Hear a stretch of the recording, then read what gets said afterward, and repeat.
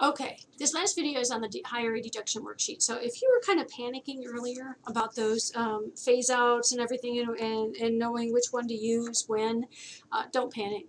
If you're doing a tax return, the IRA worksheet walks you through the whole thing. If it's in the homework, it might want you to do the phase out. What I will tell you in the is to pay attention to the phase out, because one of the things that students get wrong in the homework most of the time is they didn't pay attention to that. Okay, so there are two columns here, your IRA and your spouse's IRA. If you're single, ignore that column where it says spouse's IRA. You don't have a spouse, it doesn't pertain to you. The first question, 1A, were you covered by a retirement plan? We know why it's asking, right? Because if it's a traditional IRA, which this could only be traditional IRA, then your phase-out range is different depending on how you answer that question. Also, there's a caution up here. It says if you were age 70 and a half or older at the end of 2017, you can't deduct any contributions made to a traditional IRA. Oh, that's pretty interesting to know. All right, so if you're married filing jointly and your spouse was covered by a 401k plan, blah, blah, blah. Okay, so you're just going to do everything it says here. Make sure you answer any questions, yes or no, do what it says. I do want to kind of skip down here to number 6. Is the amount on line 5 less than the amount on line 2? If the answer is no, stop. Your IRA contribution is not deductible. It means that you're above the phase-out range. If the answer is yes, it says subtract line 5 from line 2 in each column. Follow the instructions below that apply to you. So you're going to subtract line 5 from line 2 and put that in here in line 6A, and then do what it says. If you're single, head of household, or married filing separately, and the result is $10,000 or more, enter the applicable amount below on line 7 for that column and go to line 8. Okay, line 7 is on the next page, right here. All right.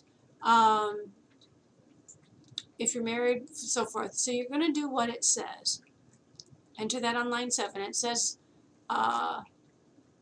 if married, let's see. Where do I want to go? If the result is less than $10,000, go to line 7. All right. So again, you're going to go, you're either going to do a subtraction, enter it here, or you're just going to, and enter it on line 7, or you're going to, if the result is less than $10,000, then whatever you got here is you're going to leave it here, and then you're going to go follow the directions on line 7, which is normally going to be the case. All right, so this is where most people get confused, so pay special attention here. It says multiply line 6A, I'm just going to use the A column for now, by the percent below that applies to you. If the result isn't a multiple of 10, increase it to the next multiple of 10. So, for example, if you're at $4.90 and 30 cents, so even if you're only a penny, you have to increase to 500. If it was $4.80 and 30 cents, you would increase to $4.90. So it's not the nearest 100, which is what it kind of looks like here. It's just the nearest 10.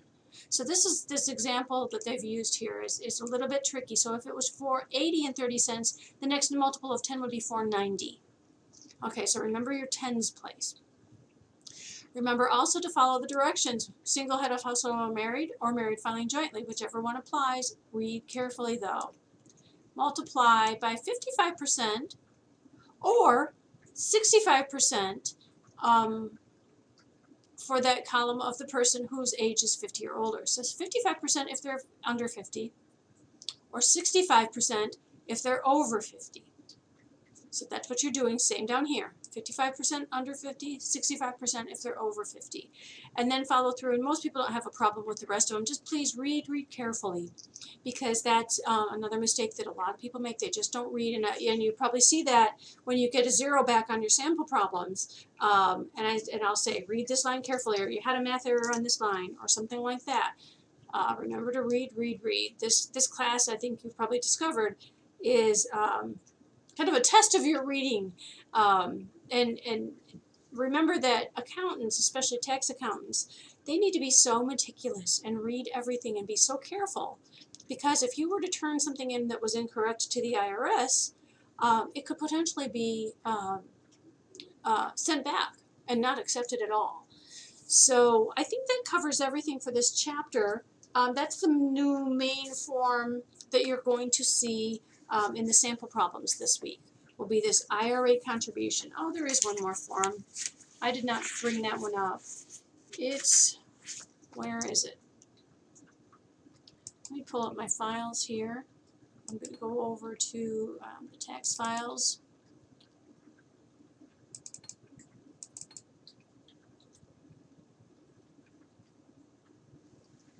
And which form is it? It's going to be the non-deductible. I just have to find it.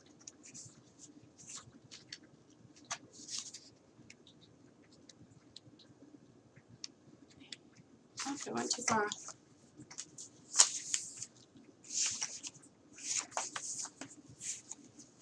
Way too far. And I still haven't found it. So I guess I'm just going to have to come back and do that one at a different time. Hoping I'll find it. I guess that's it.